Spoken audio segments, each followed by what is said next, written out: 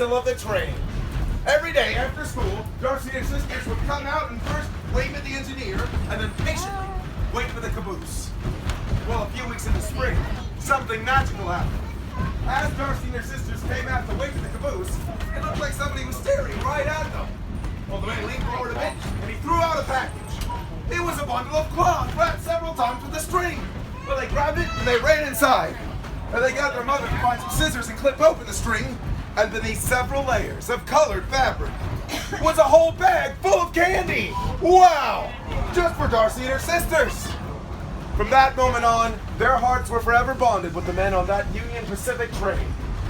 And now they didn't throw something every day. And they didn't always throw a bag of candy. But it didn't matter. Rain or snow, Darcy and her sisters never missed a chance to come out and wave at that train. Well, around the holidays, they got home late one evening from spending with family. They watched as their mother made her way to the porch steps to turn off the light. Then she stopped and turned to look at them. Hanging from the doorknob of their trailer was a big stuffed teddy bear, all decked out in Union Pacific attire.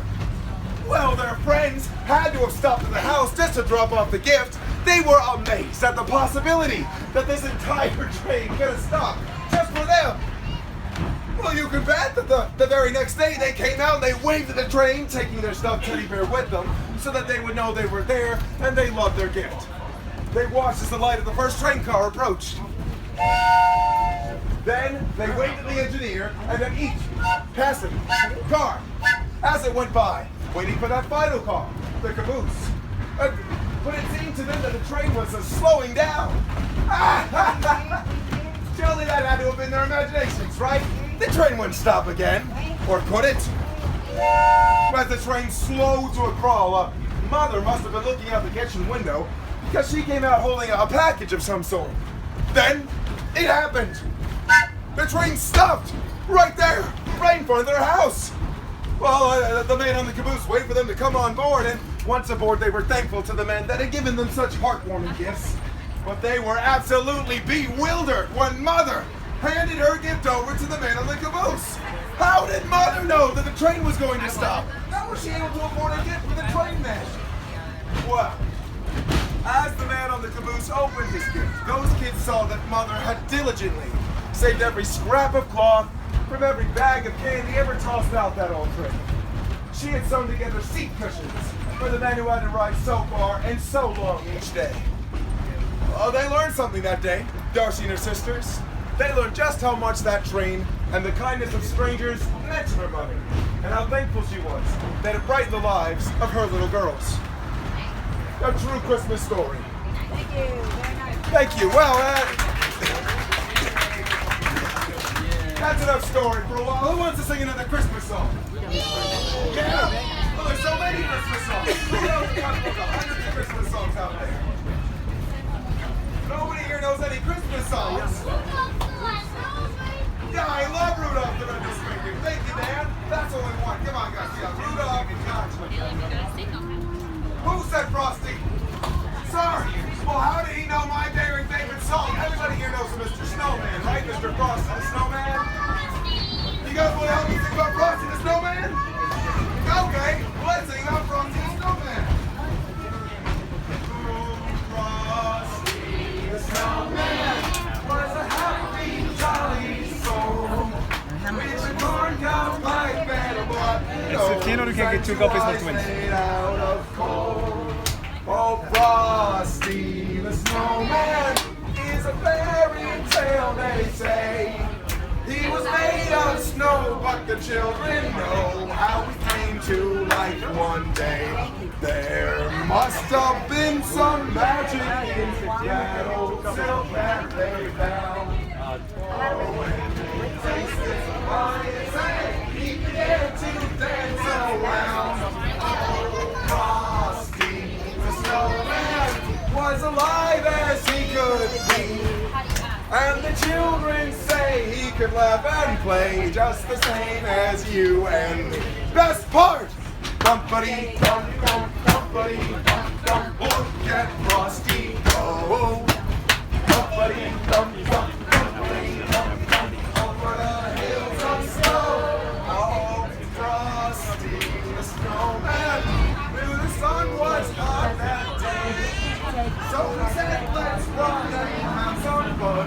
Now before I melt away, down to the village with the broomstick in his hand, running here and there all around the square, saying, catch me if you can.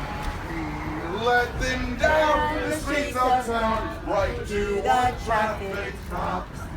And only half a moment away, he heard him holler, stop! For Frosty the Snowman had to hurry on his way.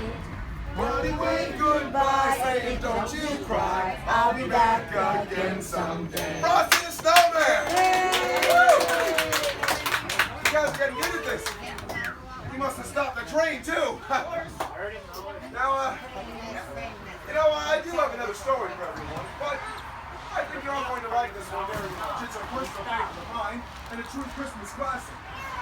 According to legend, Clement Seymour wrote this for his family on Christmas Eve in 1822. He never intended that it be published, but a dear personal family friend sent it to the editor, where it was first published on December 23rd.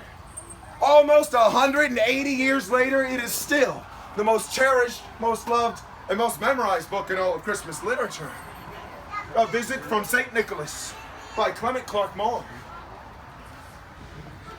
'Twas the night before Christmas, and all through the house, not a creature was stirring, not even a mouse. The stockings were hung by the chimney with care, and hopes that St. Nicholas soon would be there. The children were nestled all snug in their beds, while visions of sugar plums danced in their heads.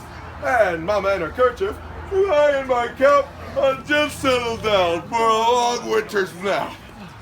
When out on the lawn, there arose such a clatter, I sprang from my bed to see what was the matter.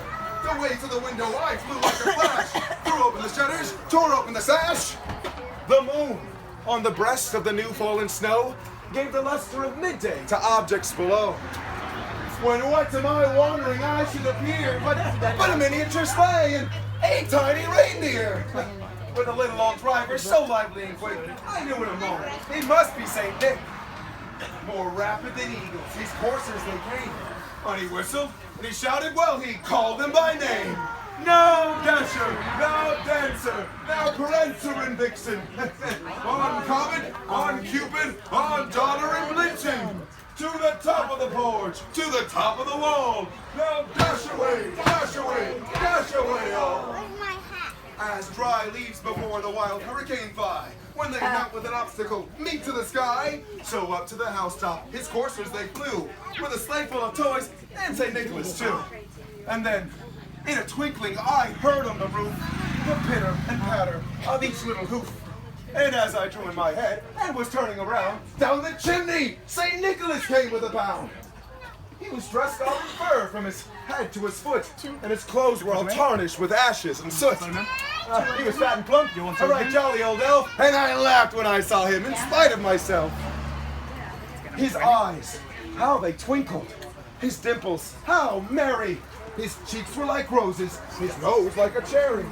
His little droll mouth was drawn up like a bow, and the beard on his chin was as white as the snow. He had a broad face, and a little round belly, that shook when he laughed, like a bowl full of jelly. Well, he